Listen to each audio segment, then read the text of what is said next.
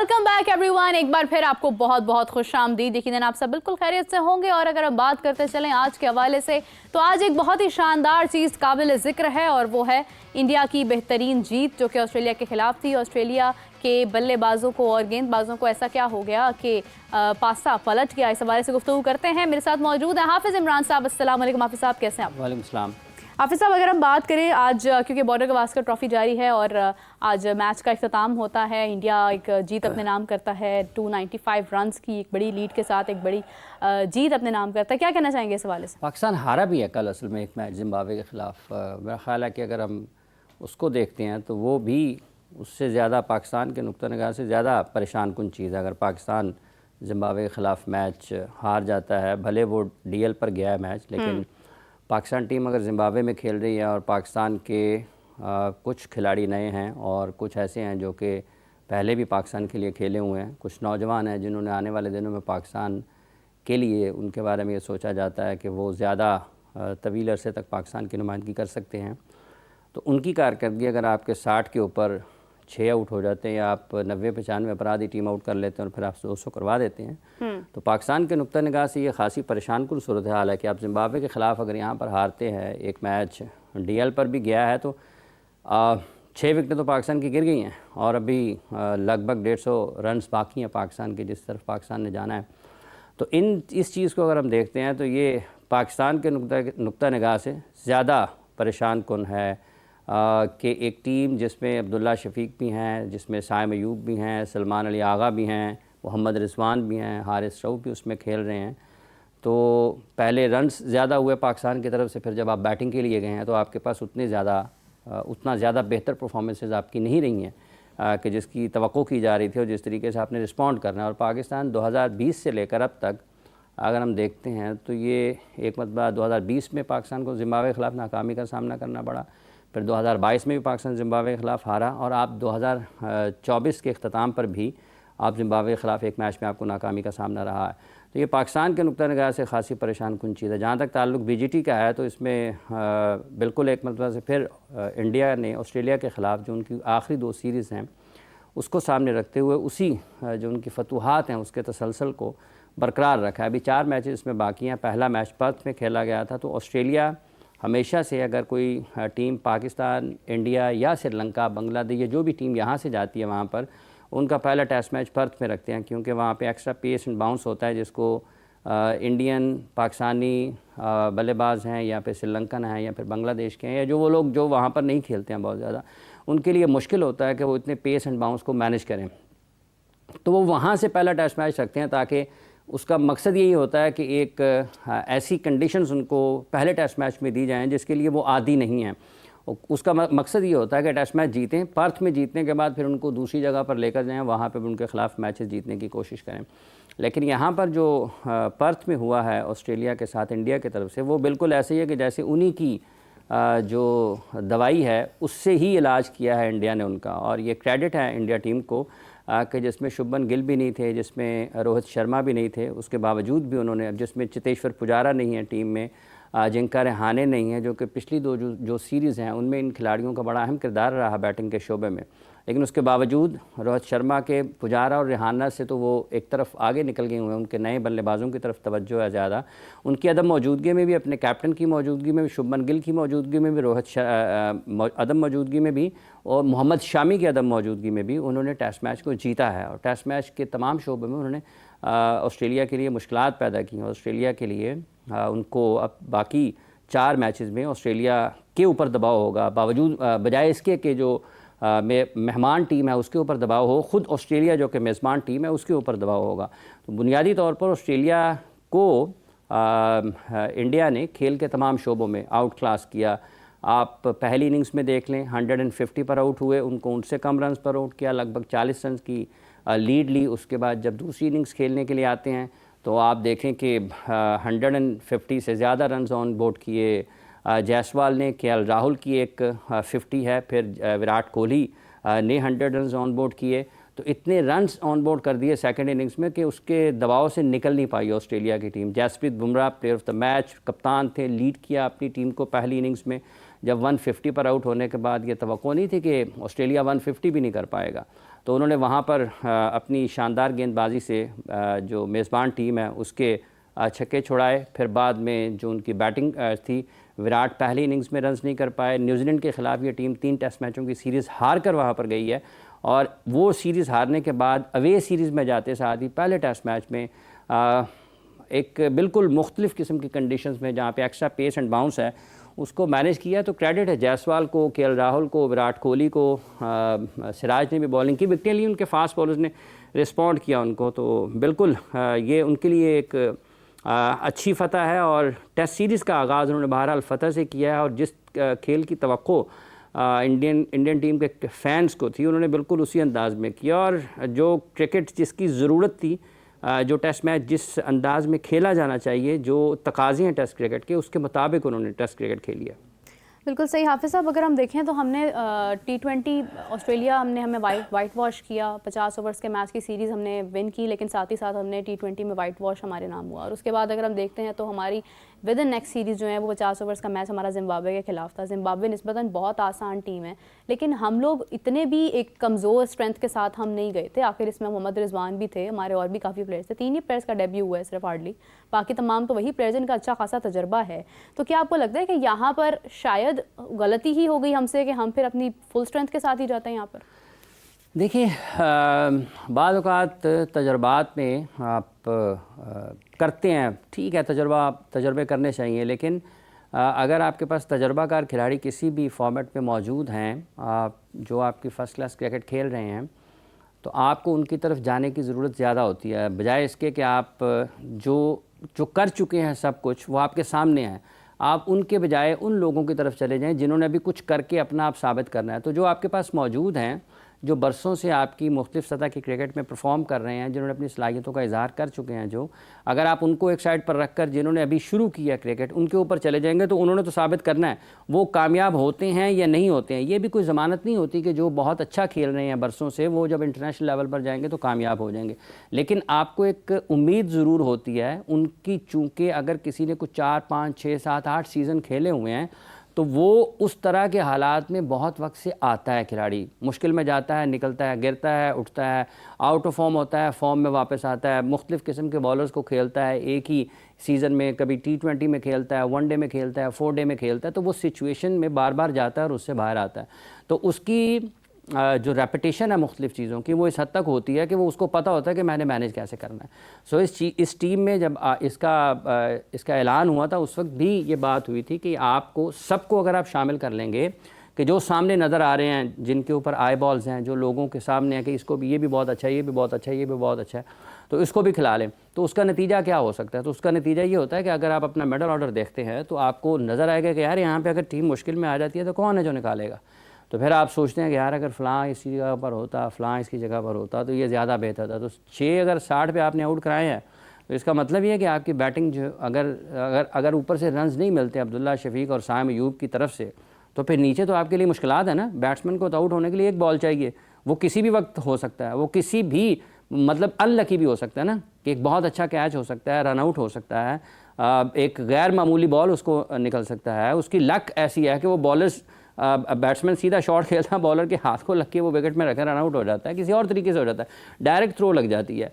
तो बहुत सारी ऐसी चीज़ें हैं। तो आपके पास बल्लेबाज वो होने चाहिए कि जो आपकी मिडल ऑर्डर में जिनके पास ये तजर्बा मौजूद हो कि वो अगर मुश्किल टीम जगह पर गए हैं और टीम फंस गई है, तो उसमें निकालने की सलाहियत उनकी हो कि उस मुश्किल से टीम को कैसे निकालना है। तो अगर वो नहीं होंगे तो फिर आपके लिए मसाइल बढ़ेंगे, और यही हुआ।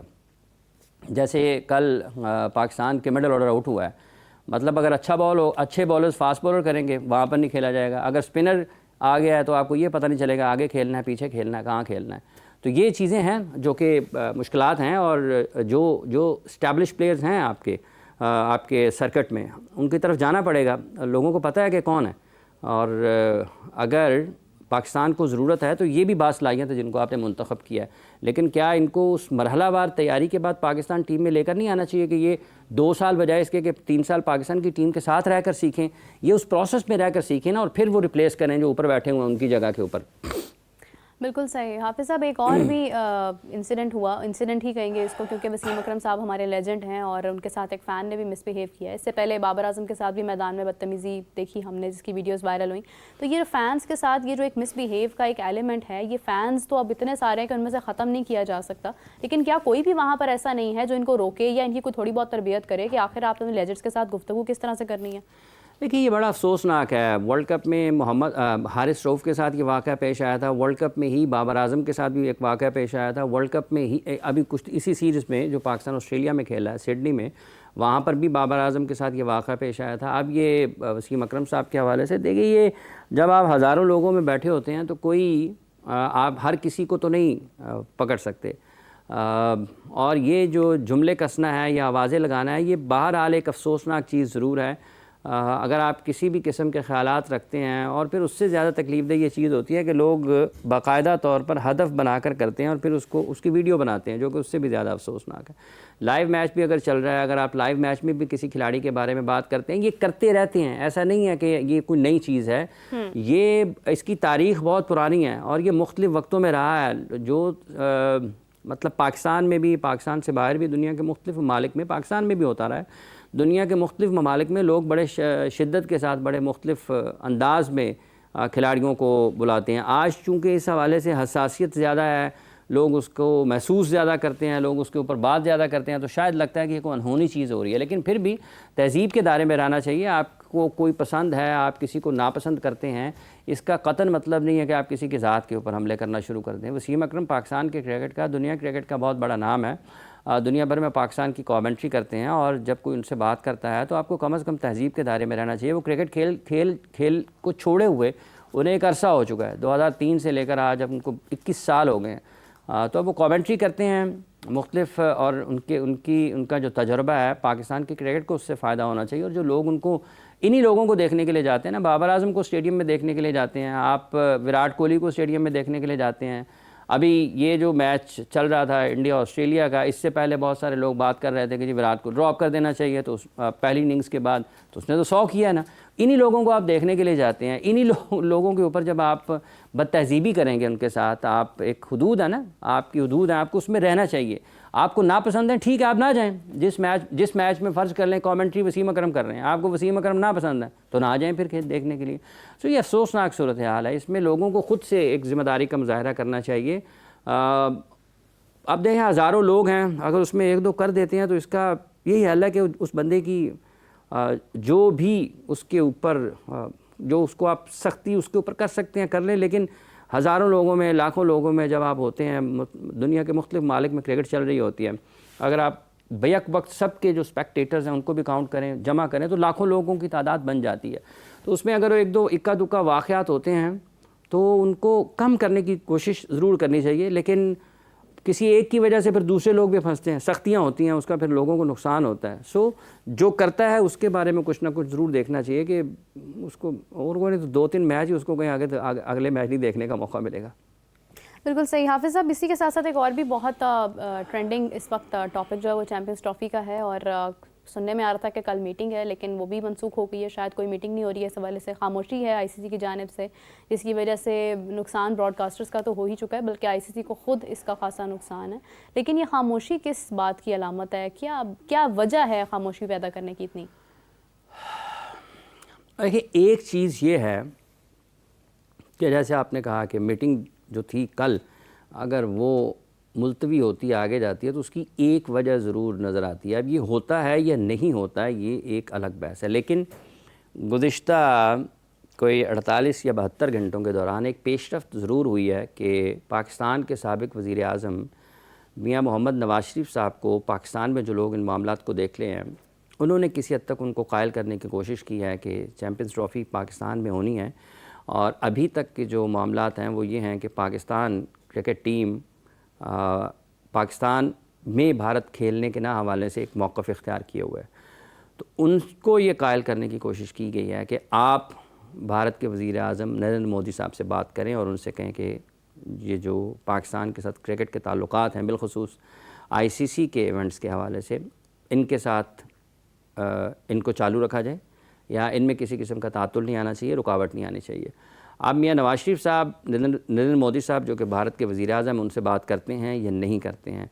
अगर तो ये है कि मीटिंग वो मुलतवी हो जाती है, जो कि 26 को जिसका बताया गया था मंगल के रोज़, तो फिर ये जुड़ता है कनेक्शन उसके साथ कि अगर ऐसा हुआ है, कहीं ना कहीं से कुछ डायरेक्ट इनडायरेक्ट राब्ते हुए हैं, तो हो सकता है कि फिर ये इस हवाले से कोई पेशरफ्त हो रही हो। तो देखना पड़ेगा क्या वाकई कोई बातचीत आगे बढ़ी है या नहीं बढ़ी है। लेकिन ये एक डेवलपमेंट ज़रूर है। अब इसमें बातचीत आगे बढ़ती है या नहीं बढ़ती है, काम होता है या नहीं होता है, लेकिन ये जो नुकसान है आईसीसी का, कमर्शियल पार्टनर्स का, ब्रॉडकास्टर्स का, ये एक फ़ोन कॉल के ऊपर है सारा। अगर इंडिया पाकिस्तान का मैच होता कोई नुकसान नहीं है, किसी का कोई नुकसान नहीं है, सबके वारे न्यारे होने हैं। उसका इन्हिसार सिर्फ इसी चीज़ के ऊपर है क्या कि इंडिया पाकिस्तान का मैच होता है चैंपियंस ट्रॉफी 2025 में या नहीं होता, पाकिस्तान में होता है या नहीं होता। तो ये जितने नुकसानात अब तक सुनाए जा रहे हैं या बताए जा रहे हैं, ये सिर्फ उस सूरत में है कि अगर नहीं होता है मैच। लेकिन अगर मैच होता है दोनों के माबैन तो फिर सूरत हाल बहुत मुख्तलिफ होगी, फिर सब खुश होंगे। बिल्कुल सही है। एक गुफ्तगू हमारे एंड से हुई थी कि हम इंडिया अगर फंडिंग नहीं करता या इंडिया अगर बहुत बड़ा मुल्क अपने आप को कहता है, लेकिन ऐसा नहीं है। क्रिकेट इटसेल्फ बहुत बड़ी है। अभी ऑक्शन देखिए, और ऑक्शन में ऋषभ पंत 27 करोड़ की ऑक्शन उनकी हुई है। पाकिस्तान का तकरीबन लगभग 88 करोड़ बनता है। पीएसएल की तो शायद 2 टीम्स इसके अंदर बन जाएंगी। मुझे एक बात का जिक्र हो रहा था कि शायद 9 करोड़ की भी एक टीम जो है वो बनी थी इससे पहले, लॉजिस्टिक्स इंक्लूड करने के साथ साथ। पाकिस्तान अपनी क्रिकेट को एक तो क्वालिटी को भी इंक्रीज़ करने की हमें ज़रूरत है, और हम एज अ बोर्ड अपनी कमर्शलाइजेशन को या हम अपनी मार्केटिंग को शायद इतनी अहमियत नहीं दे रहे हैं जितना इंडिया दे रहा है। और ये इंडिया अगर आज एक कोई बड़ी ताकत या कोई बड़ी पावर बन रहा है क्रिकेट के अंदर, तो उसमें पाकिस्तान का अपना भी नुकसान है कि पाकिस्तान ने खुद को महदूद कर रखा है। नहीं, ऐसा नहीं है कि पाकिस्तान की कोई टीम 9 करोड़ की है, या ऐसा नहीं है कि इतनी जितनी रकम बताई गई है उसकी कोई एक टीम इस वक्त पीएसएल में बनती है। इससे बहुत ज़्यादा पैसों में इस वक्त पाकिस्तान की एक टीम की वैल्यू है, पाकिस्तान सुपर लीग की। और जहाँ तक ताल्लुक़ इस चीज़ का है कि देखिए, आईपीएल और पीएसएल 2 मुख्तलिफ लीग्स हैं, दोनों का फाइनेंशियल मॉडल मुख्तलिफ है, दोनों की मार्केट मुख्तलिफ है, दोनों में जो प्लेयर्स खेलते हैं वो बहुत मुख्तलिफ हैं। आईपीएल में जो उनके प्लेयर्स खेलते हैं वो दुनिया में इंडिया की किसी और जगह पर जाकर नहीं खेलते हैं, और मार्केट के एतबार से, और फिर जो उनकी हिस्ट्री है वो पीएसएल से बहुत मुख्तलिफ है। उनके सारे मैचेस आईपीएल के शुरू के दिनों से लेकर मोस्टली एक आध मरतबा बीच में हुआ, लेकिन वो अपने मैदानों पर खेले गए हैं। पाकिस्तान सुपर लीग का तो आगाज़ ही यूएई से हुआ था। ये लीग यूएई से पाकिस्तान आई थी, और गुज़िश्ता चंद बरसों में जितनी भी पाकिस्तान में पीएसएल के मुकाबले खेले गए हैं, अगर आप माली एतबार से देखते हैं तो इस लीग ने तरक्की की है। माली एतबार से भी जिस तरह से आगाज़ हुआ था, आज वो उससे बिल्कुल मुख्तलिफ सतह पर है।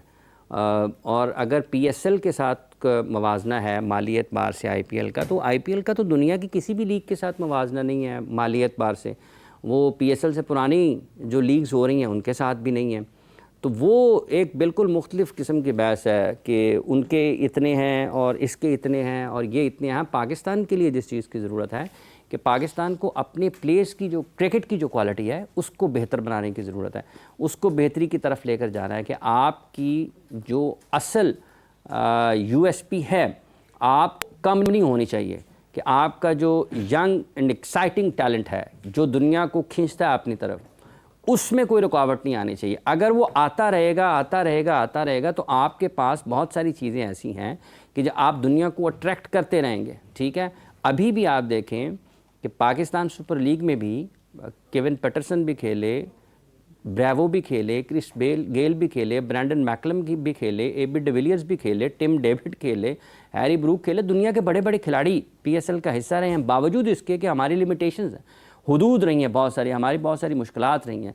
सो ये एक बिल्कुल मुख्तलिफ सी बहस है कि वहाँ पर प्लेयर्स की जो ऑक्शन है उसमें कितने पैसे प्लेयर्स को मिल रहे हैं, पाकिस्तान सुपर लीग में कितने मिलते हैं। हर किसी की अपनी मार्केट है, और उस मार्केट के एतबार से किसी भी चीज़ की जो आप ख़रीदो फरोख्त होती है या प्लेयर्स की जो वैल्यू आप करते हैं, किसी भी बड़े खिलाड़ी की अगर आप खिदमात हासिल करते हैं तो वो उस मार्केट के एतबार से ही है। राशिद खान भी तो वही आईपीएल खेलते हैं और वही वो पीएसएल भी खेलते हैं। टिम डेविड वही आईपीएल भी खेलते हैं, वो पीएसएल भी खेलते हैं, ठीक है।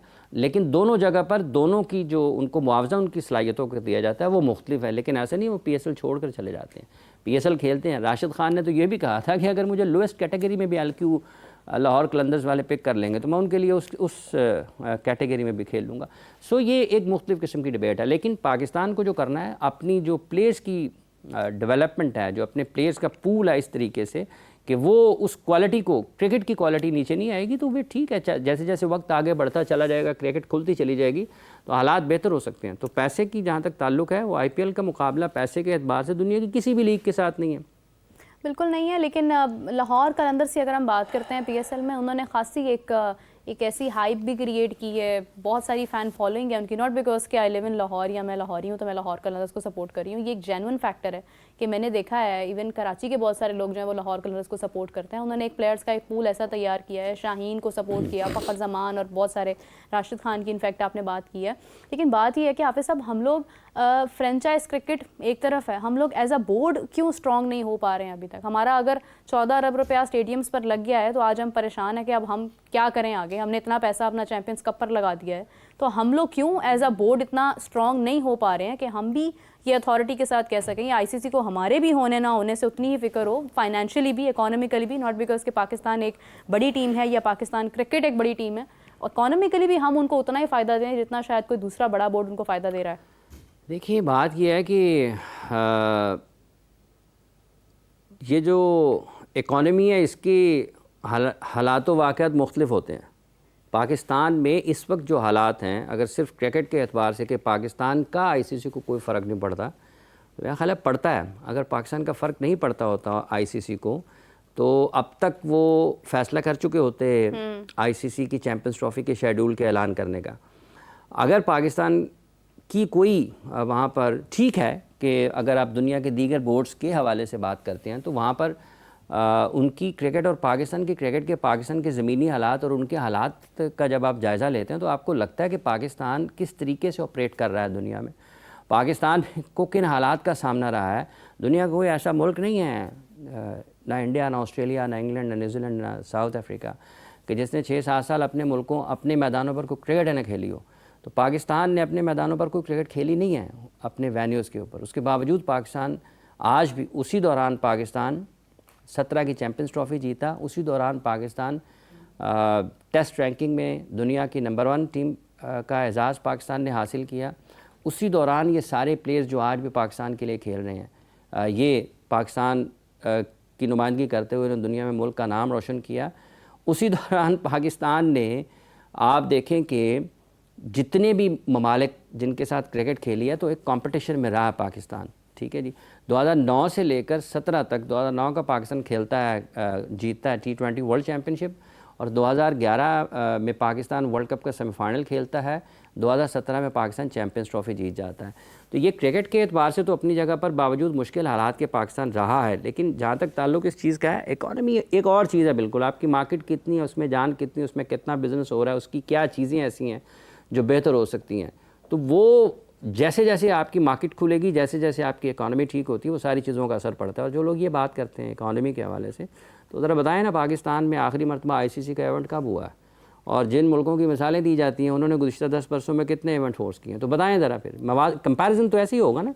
कंपैरिजन ये होगा, एक मुल्क 96 के बाद आज तक आईसीसी की चैम्पियंस ट्रॉफी, आईसीसी का कोई इवेंट होस्ट नहीं कर पाया। तो जो ये बात कर रहे हैं वो बताएं उन्होंने कितने होस्ट किए हैं। 2015 का वर्ल्ड कप कहाँ पे हुआ है? 2009 का T20 वर्ल्ड चैम्पियनशिप कहाँ पे हुआ है? 2010 कहाँ पे हुई है? ठीक है जी।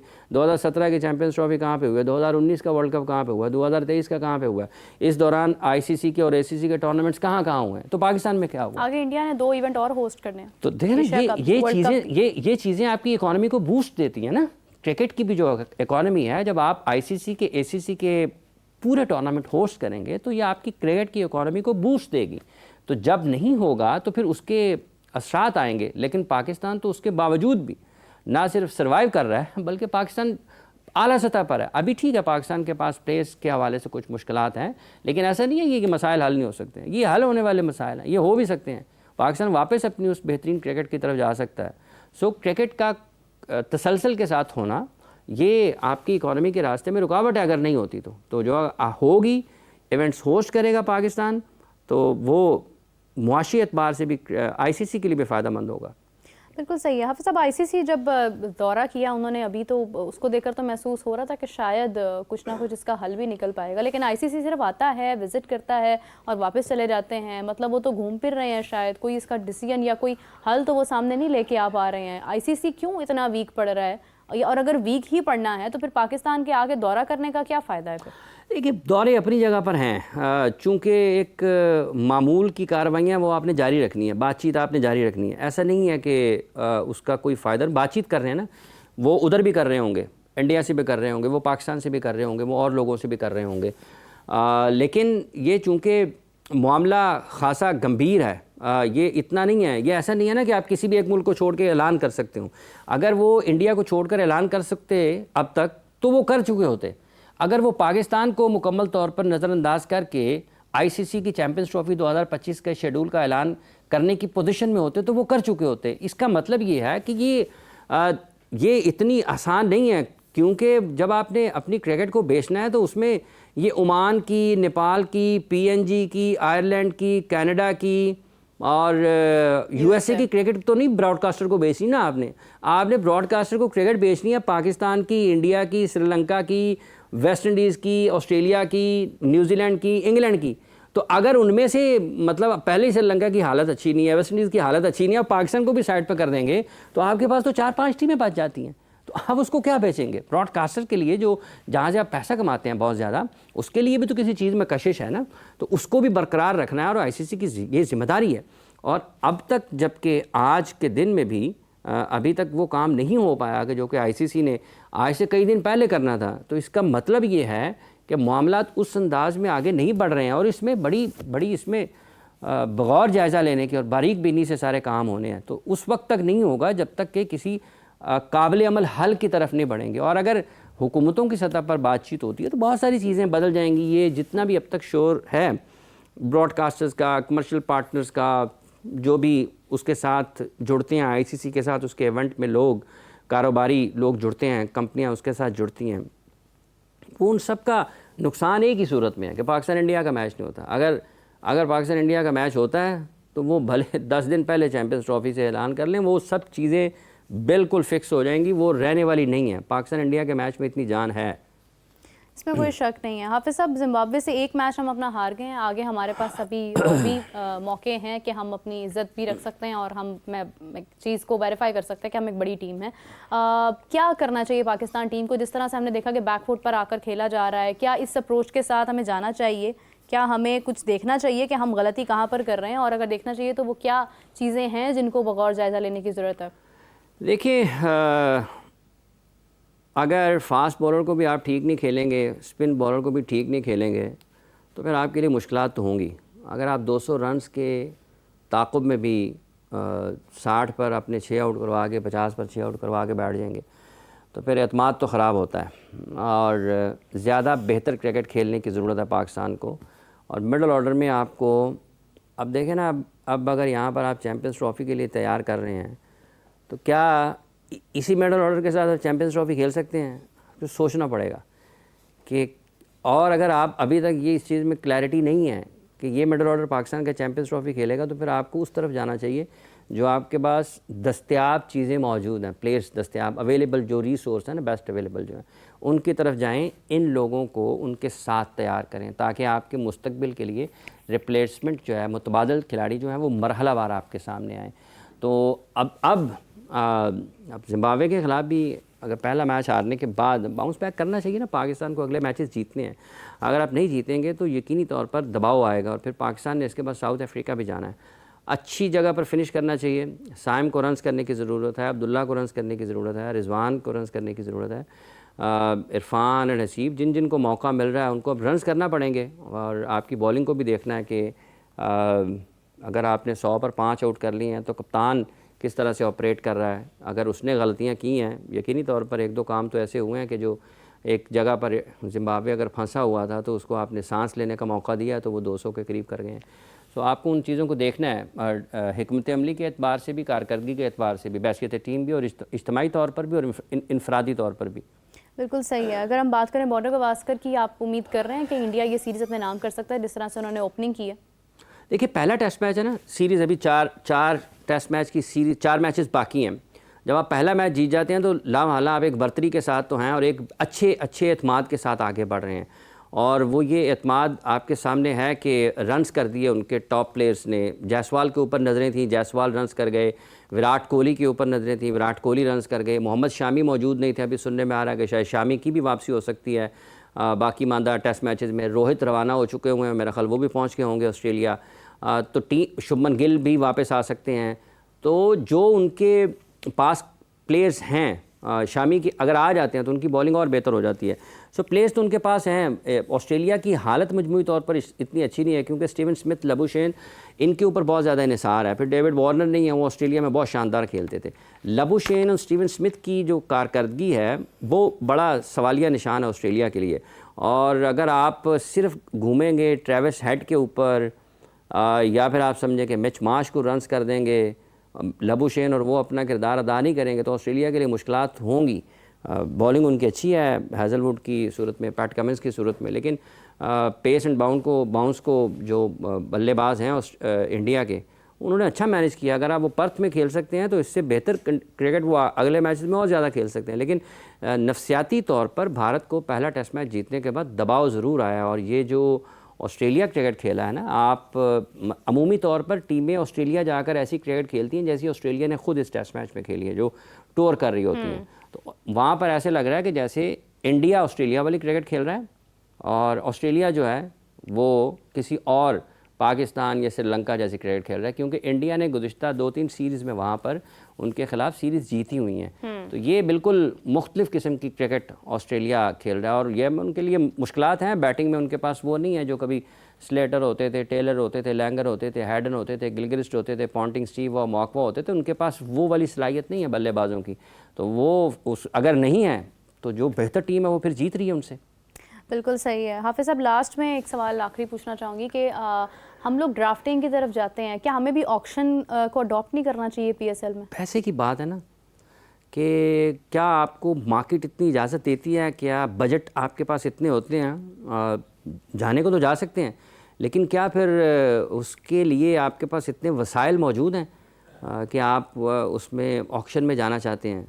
तो ऑक्शन में जाने के लिए उसकी चीज़ों का होना बहुत ज़रूरी है। जा भी सकते हैं, लेकिन पाकिस्तान के हालात को देखते हुए मारूसी तौर पर और जो हमारा एक स्ट्रक्चर है उसको देखते हुए अभी तो सूट यही करता है कि आप ड्राफ्टिंग में जाएं। अभी तो यही सूट करता है कि ड्राफ्टिंग में जाएं। प्लेयर्स की क्वालिटी बेहतर रहे, पीएसएल का चलना ऑक्शन या ड्राफ्टिंग से ज़्यादा, पीएसएल की क्वालिटी का बरकरार रहना ऑक्शन या ड्राफ्टिंग से ज़्यादा अहमियत रखता है। अगर वो आपको क्रिकेट की क्वालिटी मिलती रहेगी तो वो आने वाले वक्तों में ऑक्शन की तरफ भी जा सकते हैं। अब जैसे आईसीसी का इवेंट है ना, पाकिस्तान करता है, पाकिस्तान को फ़ायदा होगा, पाकिस्तान क्रिकेट बोर्ड माली तौर पर ज़्यादा बेहतर होगा, आपकी क्रिकेट के ऊपर लोगों की ज़्यादा नज़र आएगी, आप मार्केट अट्रैक्ट कर सकते हैं। बहुत सारी चीज़ें ऐसी हैं और जो वहाँ हमारे यहाँ कुछ चीज़ें ऐसी भी हैं जिनके ऊपर हमारे पाबंदी है, दुनिया में उसकी नहीं है, उसका एक बहुत बड़ा फ़र्क पड़ता है। और वो भी एक निगाह में रखने वाली चीज़ है कि बहुत सारी ऐसी चीज़ें जिनको पाकिस्तान रोकता है, पाकिस्तान उनको अलाउ नहीं करता, दुनिया में वो होती हैं। तो ये सारी चीज़ें हैं अपनी जगह पर, लेकिन ड्राफ्टिंग में ऐसी कोई बुराई नहीं है। ड्राफ्टिंग भी बस ठीक है ना, प्लेस का इंतखाब करने के 2 तरीके हैं। जो आपको सूट करता है वो आप कर लें। आपके पास फ़र्ज़ कर लेना 10 अरब है, मेरे पास 10 अरब नहीं है, मेरे पास 1 अरब है, तो मैंने 1 अरब के हिसाब से काम करना है। आपके पास 10 अरब है, आप कहेंगे नहीं जी मैं तो ड्राफ्टिंग ही करनी है, मैं छोड़ो हाफिज़ इमरान होंदा की काम है, मेरे को 10 अरब है, मैं दसना नहीं लोगों ने, मेरे को 10 अरब है, मैं ऑक्शन पे जाना। तो ये जिसके पास जितने वसाइल हैं उसने उसी हिसाब से काम करना है। बिल्कुल सही है। हाफिज़ साहब, आपका बहुत शुक्रिया, thank you so much for joining us. और इसी के साथ मुझे और हाफिज़ साहब को इजाज़त दीजिए, आपसे मुलाकात होती है कल। तब तक के लिए अपना बहुत सारा ख्याल रखिएगा। Take care, bye bye.